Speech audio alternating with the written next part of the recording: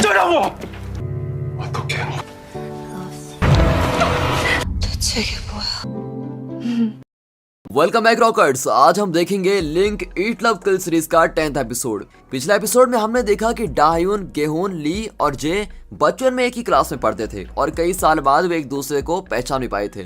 डाह्यून ने ली पर कंप्लेंट करके यूगेन की मदद की थी, इसीलिए उसने डाह्यून को नई ड्रेस खरीद कर दी थी और यूगेन डाह्यून को अपनी बहन भी मानने लगी थी। इस एपिसोड की शुरुआत में दिखाते हैं कि यूगेन से मिलकर घर लौटते वक्त डाह्यून की सेफ्टी के लिए उसकी माँ और नानी उसको लेने आई होती है। डाह्यून बताती है कि यूगेन बहुत ही अच्छी है और उन्होंने मुझको ये ड्रेस भी खरीद कर दी है। घर के पास आकर वो देखती है कि गेहून का रेस्टोरेंट खुला हुआ है। वो गेहून से मिलने जाती है, लेकिन उसको देखकर पूछती है कि क्या तुम्हें बुखार है? हाँ, जरा बुखार है, लेकिन मैंने टैबलेट खा ली है। वैसे भी मैं बिस्तर पर पड़ा नहीं रहना चाहता, इसलिए यहाँ पर काम कर रहा हूँ। अब डाह्यून उसके साथ बैठकर कॉफी पीती है और कहती है तुम बिल्कुल मेरे अपोजिट हो, मुझे तो आराम करना बहुत ही पसंद है।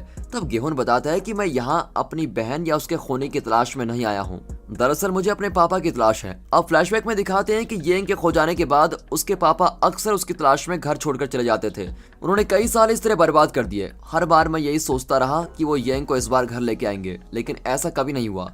फिर एक दिन मुझे पुलिस स्टेशन से कॉल आया कि उन्हें मेरे पापा का वॉलेट मिला है, लेकिन उसके बाद आज तक मुझे उनके बारे में कुछ पता नहीं चला और उनका पता लगाने के लिए मैं यहाँ पर आया हूँ क्योंकि मुझे यकीन है कि वो जिंदा है। अब डाह्यून बड़ी इमोशनल हो जाती है कि आज तक गेहून अपनी बहन, माँ और पापा की फिक्र में ही अपनी जिंदगी जी रहा था।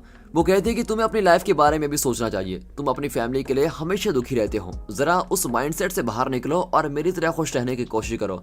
इस तरह समझाकर वो बाहर आती है। अब तक गेहून डाह्यून के इमोशन को फील कर रहा था, लेकिन इस वक्त डाह्यून गेहून के इमोशंस को पहली बार फील करने लगती है।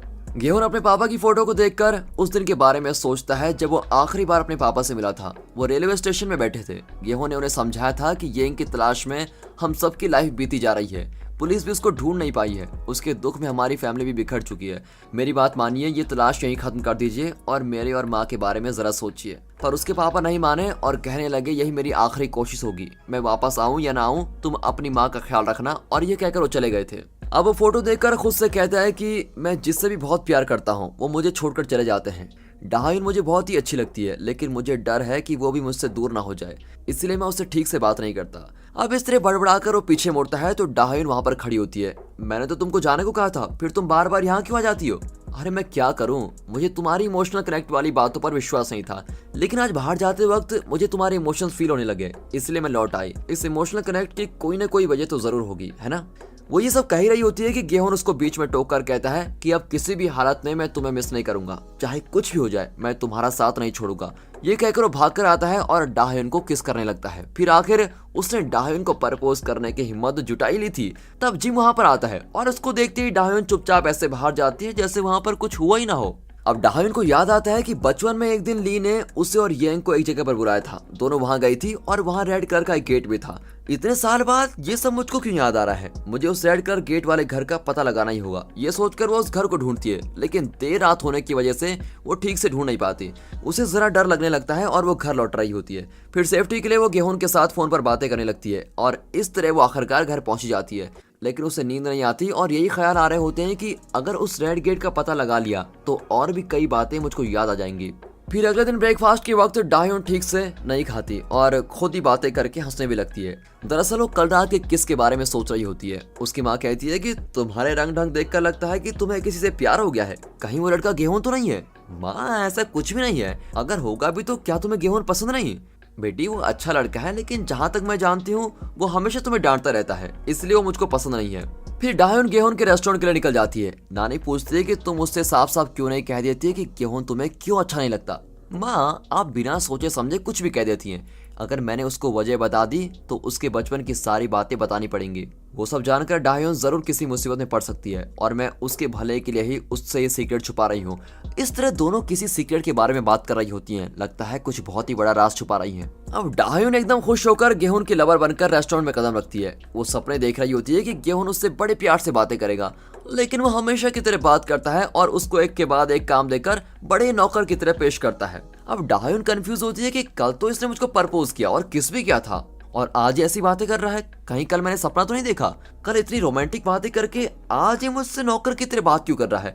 इतने में युगेन वहां पर आकर कहती है कि मैंने यहाँ जॉब कंटिन्यू करने का फैसला कर लिया है और मैं अपना बेस्ट दूंगी और हम जल्दी इस रेस्टोरेंट को पब्लिक के लिए खोल देंगे। इस तरह सब बहुत ही खुशी से बातें कर रहे होते हैं, लेकिन डाह्यून अपना उतरा हुआ चेहरा लेकर ऊपर प्लांट्स को पानी दे रही होती है। अब गेहून उसके पास जाकर कहता है कि हम वहाँ सीरियस बातें कर रहे हैं और तुम यहाँ अकेले क्या कर रही हो? कहीं तुम गुस्सा तो नहीं हो?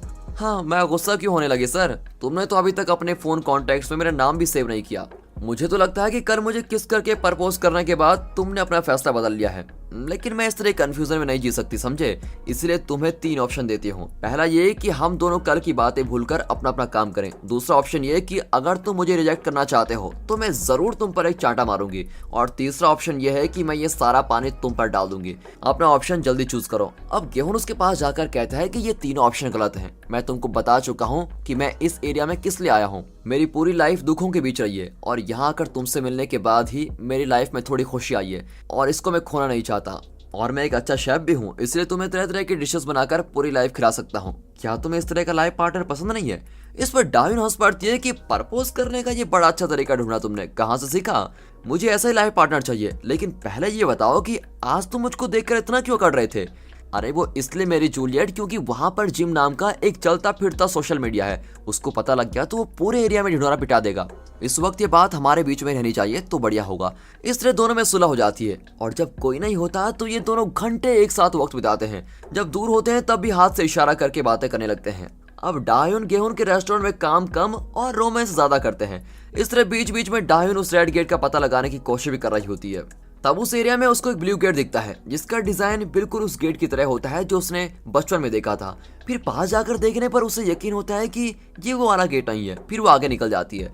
अब गेहून मार्केट में एक आदमी से अपनी बहन यंग के बारे में पूछता है। शायद वो इस आदमी को जानता है। वो कहता है कि मैं अपना काम खत्म करके तुम्हारे रेस्टोरेंट में आऊंगा, बाकी बातें वही करेंगे। फिर गेहून रास्ते में डाह्यून से मिलता है और दोनों साथ ही रेस्टोरेंट जाते हैं। कुकिंग करते वक्त भी दोनों बातें करते रहते हैं। डाह्यून उसका फूड जरा सा टेस्ट करती है और सुपर्ब, ऑसम, आहा, मस्त ये करके बढ़ा चढ़ाकर उसकी तारीफ करने लगती है। इनका ड्रामा देखकर युगेन पूछ ही लेती है कि क्या तुम दोनों डेट कर रहे हो? गेहून ना कहता है और डाह्यून हाँ कह देती है। अब युगेन समझ जाती है कि दोनों का रिश्ता पक्का हो चुका है। फिर युगेन भी इनके प्यार के लिए हेल्प करने लगती है और जब भी दोनों क्लोज होते हैं तो युगेन जिम को बाहर खींच कर लेके जाती है और कहती है कि तुम्हें अपने फ्रेंड के प्यार के लिए उनकी हेल्प करनी चाहिए। यहाँ डाह्यून पूछती है कि आखिर हम दोनों का रोमांस कब तक सीक्रेट बना रहेगा? अब तो युगेन को भी पता चल चुका है, अगर न्यूज फैल गई तो हम दोनों फंस जाएंगे। गेहून कहता है कि क्या तुम सबको बताना चाहती हो? नहीं नहीं, अगर मेरी माँ को पता चल गया तो मेरी खैर नहीं।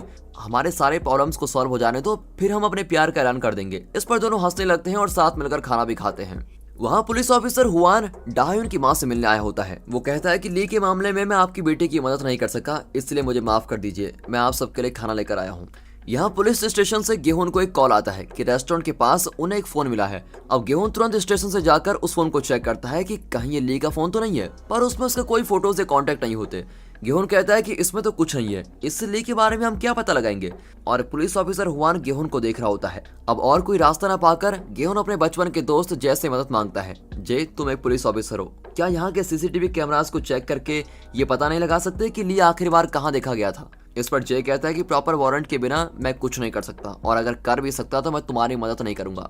तब गेहून के रेस्टोरेंट में वही आदमी आता है जिससे गेहून मार्केट में मिला था। वो यंग के बारे में कुछ बताने आया होता है। डाह्यून कहती है कि गेहून बाहर गया है और अभी अभी आता ही होगा। ये कहकर वो उस आदमी को अंदर बिठा देती है। यहाँ पुलिस ऑफिसर हुआन राउंड्स पर होता है। गेहून और जय को साथ देकर हुआन उनके पास जाता है। दरअसल गेहून ने ही हुआन को बुलाया था। गेहून कहता है कि पियानो टीचर बेकसूर हैं और उन्होंने मेरी बहन का खून नहीं किया है, लेकिन इतने साल से वो अपने सर पर खून का इल्जाम लिए घूम रहे हैं। हुआन कहता है कि ये तो मैं पहले से जानता था। उन्होंने यंग को अकेली देखकर अपनी कार में लिफ्ट देने की कोशिश की थी। उन्होंने कोई गलती नहीं की, लेकिन सबका शक उन्हीं पर था क्योंकि वो क्लब में पार्ट टाइम पियानो प्ले करते थे। एक दिन एक शराबी बेवजह उनसे भिड़ गया और हाथापाई में उनके हाथ और शर्ट में खून लग गया था। डीएनए टेस्ट में साफ पता चल गया था कि यंग के केस में मिस्टर चैंग बेकसूर है, लेकिन हमारे चीफ ऑफिसर ने हमें उन डिटेल्स को छुपाने पर मजबूर कर दिया था। चैंग छोड़ दिए गए थे, लेकिन सभी उन्हें खूनी मानने लगे थे। हमें चीफ की बात तो ठीक नहीं लगी थी, लेकिन हमें उनके ऑर्डर्स को फॉलो करना पड़ा। इतना ही नहीं, जिस एविडेंस के आधार पर जे के पापा बेकसूर साबित हो सकते थे, उन्हें भी पूरी तरह से मिटा दिया गया था। अब जे को बड़ा गुस्सा आता है और कहता है कि मैं उस चीफ का खून कर दूंगा। फिर गेहून उसको रोक लेता है और कहता है कि जल्दबाजी मत करो, तुम पहले अपने पापा से बात करो। यार, मैं किस मुंह से उनके आगे जाकर माफी मांगूंगा? मेरे किए की सजा इतने साल से भुगत रहे हैं। अब गेहूं गुस्से में कहता है कि कम से कम तुम्हारे पापा तुम्हारी आंखों के सामने तो हैं। भगवान न करे कि उन्हें कुछ हो जाए तो फिर तुम माफी मांगने के लायक भी ना हो। मुझे तो पता भी नहीं कि मेरे पापा जिंदा हैं या नहीं। मरने के बाद रोने से कोई फायदा नहीं होता दोस्त, तुम अभी जाओ और अपने पापा से बात करो। इस तरह इमोशनली कहकर गेहूं चला जाता है। फिर कुछ देर बाद मिंजू वहाँ राउंड्स पर आती है और जे से पूछती है तुम इतने उदास क्यों हो। वो चुप रहता है और उसको देखकर मिंजू को कॉलेज के दिन याद आ जाते हैं जब जे उसके लिए पियानो बजाया करता था। अब वो जे को गले लगा लेती है। अब रात बहुत ही हो चुकी है और वो आदमी भी चला जाता है जो गेहूं से मिलने आया था। डाह्यून दोबारा रेस्टोरेंट में आकर चेक करती है तो गेहूं अकेला बैठा होता है। तो डाह्यून उसके पास जाती है। वो कहता है कि मैं जरा थक गया हूँ और ये कहकर वो डाह्यून के कंधे पर सर रखकर आराम करने लगता है। फिर कुछ देर बाद डाह्यून लाइब्रेरी जाती है और फिर घर लौटते वक्त ली आकर उसको डरा देता है। वो कहता है कि जब गेहूं को पता चलेगा कि बचपन में तुमने क्या किया तो वो तुमसे नफरत करने लगेगा। आगे जो होगा वो तो तुम देखने ही वाली हो। इस तरह उसे धमकाकर ली चला जाता है। डाह्यून तुरंत पुलिस में कंप्लेंट करती है कि ली इस एरिया में घूम रहा है और मुझे धमकाकर भी गया है। फिर गेहूं उससे अकेले में बात करता है तो वो बताती है कि मैंने ही ली को इंस्टा पर मैसेज करके बुलाया था ताकि मुझे बचपन की सारी बातें याद आ जाए। गेहूं कहता है कि उससे अकेले में मिलना सेफ नहीं है। क्या तुम मेरे पापा को ढूंढने के लिए ऐसा कर रही थी? ये बात नहीं है, लेकिन मैं तुम्हें एक सच बताना चाहती हूँ। दरअसल मैंने ही येंग को आखिर में देखा था। अब ये सुनकर उसका शरीर कांपने लग जाता है और वो पूछता है कि क्या तुम्हें याद है कि वहां पर क्या हुआ था। और गेहूं के इस सवाल के साथ ही आज का ये एपिसोड यहाँ पर खत्म होता है। दोस्तों अगर ये एपिसोड आपको अच्छा लगा हो तो वीडियो को लाइक कीजिए, चैनल को सब्सक्राइब करिए। बाकी मिलते हैं अगले एपिसोड के साथ, तब तक गुड बाय, अपना ख्याल रखिए and finally thanks for watching.